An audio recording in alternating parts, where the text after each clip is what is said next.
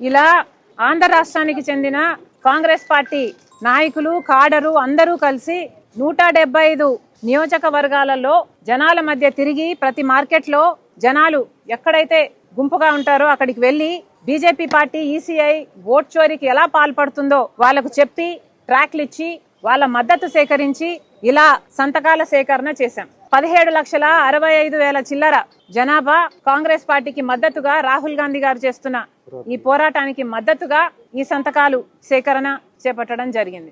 ఇవన్నీ కలిపి ఈ ట్రక్ నిండా అయ్యాయి. ఇవన్నీ కూడా మేము ఢిల్లీకి పంపుతున్నాము.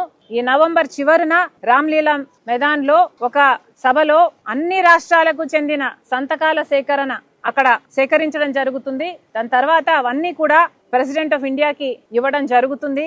ఈ పోరాటం ఆగదు. ఈ పోరాటం గాని ప్రజలకు సంబంధించిన ఏ పోరాటమైనా రాహుల్ గాంధీ గారి నాయకత్వంలో కాంగ్రెస్ పార్టీ చేస్తూనే ఉంటుంది అని మరొక్కసారి దేశ ప్రజలకు రాష్ట్ర ప్రజలకు విన్నవించుకుంటున్నాం.